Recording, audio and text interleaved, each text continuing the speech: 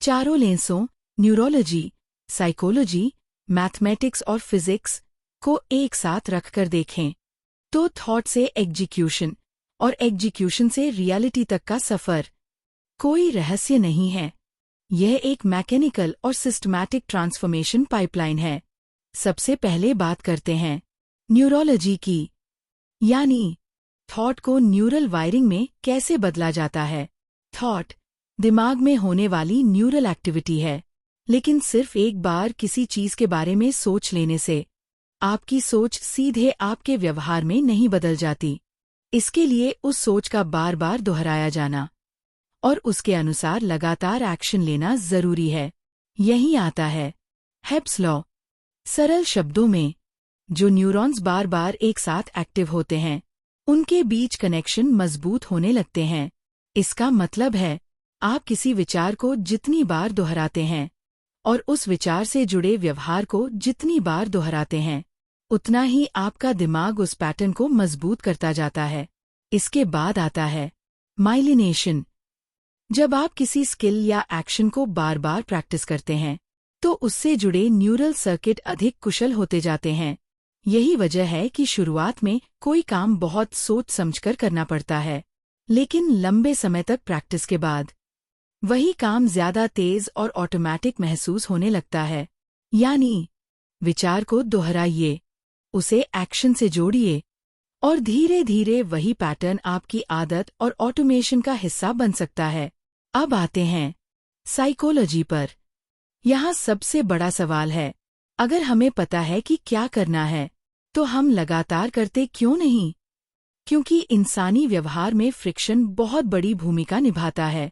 दिमाग अक्सर तुरंत मिलने वाले सुख को लंबे समय बाद मिलने वाले रिजल्ट से ज्यादा आकर्षक मानता है। इसलिए हमें अपने बिहेवियर को डिजाइन करना पड़ता है। पहला तरीका है डोपामाइन को सिर्फ रिजल्ट से नहीं, प्रोसेस से जोड़ना। मतलब हर छोटे टास्क को पूरा करने पर अपने दिमाग को कंप्लीशन का रिवॉर्ड देना। जब छोटे छोटे एक्शन भी संतुष्टि देने लगते हैं तो कंसिस्टेंसी बनाना आसान हो जाता है।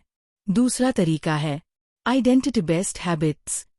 मुझे यह काम करना है और मैं वह इंसान हूँ जो यह काम करता है। इन दोनों वाक्यों में बहुत बड़ा अंतर है। पहली सोच में आप खुद को काम करने के लिए मजबूर कर रहे हैं।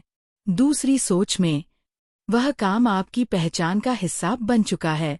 और जब किसी एक्शन का संबंध आपकी पहचान से मजबूत हो जाता है तो उसे करने के लिए मानसिक संघर्ष कम होने लगता है। यानी ट्रिगर से रूटीन और रूटीन से रिवॉर्ड का लूप इतना मजबूत कीजिए कि काम करने से ज्यादा मुश्किल लगे। अब तीसरा लेंस है मैथमेटिक्स। यहाँ एग्जीक्यूशन का मतलब है सफलता की प्रायिकता को धीरे धीरे ऊपर ले जाना। हर दिन लिया गया एक्शन आपकी अगली स्थिति को प्रभावित करता है। आप जहां आज खड़े हैं वहां से कल कहां होंगे, यह काफी हद तक इस बात पर निर्भर करता है कि आज आपने क्या किया। इसे हम एक डिसीजन प्रोसेस की तरह समझ सकते हैं। आपकी वर्तमान स्टेट आपके वर्तमान एक्शन से प्रभावित होती है और वही अगली स्टेट की दिशा तय करती है। अब इसमें सबसे महत्वपूर्ण चीज है कंपाउंडिंग। मान लीजिए आप हर दिन सिर्फ 1% बेहतर होते हैं। 1% बहुत छोटा सुधार लगता है, लेकिन जब यही छोटा सुधार लंबे समय तक लगातार होता रहता है तो उसका प्रभाव बहुत बड़ा हो सकता है। यानी बड़ी सफलता हमेशा बड़े एक्शन से नहीं आती। कई बार छोटे सुधारों की लंबी सीरीज सबसे बड़ा अंतर पैदा करती है। इसलिए अपने विचार को एक स्टेप बाय स्टेप एल्गोरिदम में तोड़िए।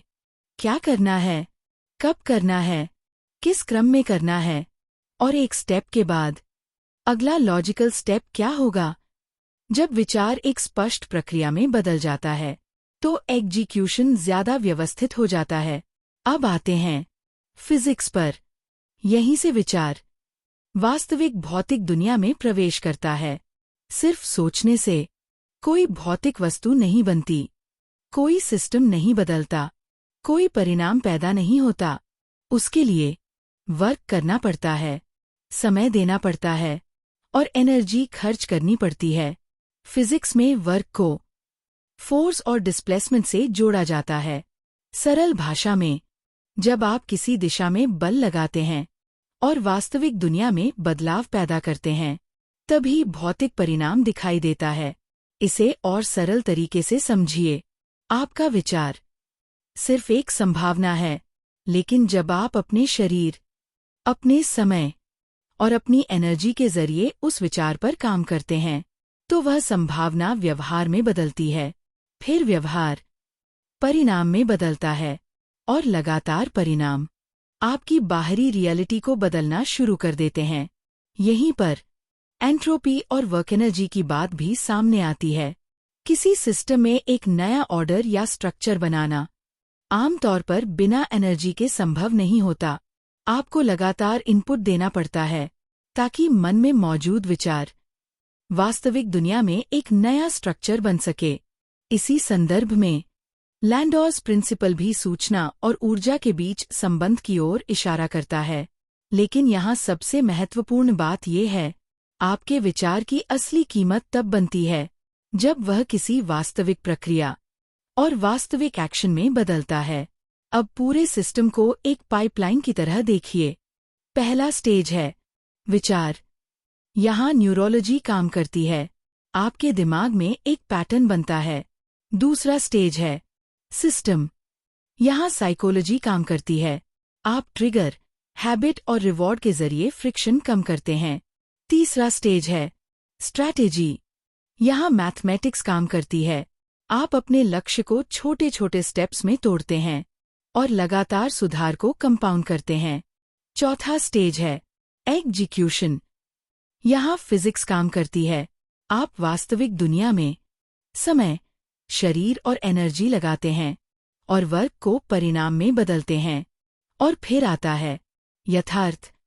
जब यही पूरी प्रक्रिया बार बार लंबे समय तक दोहराई जाती है, तो आपका बिहेवियर ज्यादा ऑटोमैटिक होने लगता है, आपकी क्षमता बढ़ने लगती है और उसके फिजिकल परिणाम वास्तविक दुनिया में दिखाई देने लगते हैं। तो पूरी प्रक्रिया को एक लाइन में समझिए। न्यूरोलॉजी विचार को न्यूरल पैटर्न में बदलती है। साइकोलॉजी फ्रिक्शन को कम करके उस पैटर्न को व्यवहार में लाती है। मैथमेटिक्स छोटे छोटे सुधारों को कंपाउंड करती है। और फिजिक्स समय और एनर्जी को वास्तविक परिणाम में बदलती है।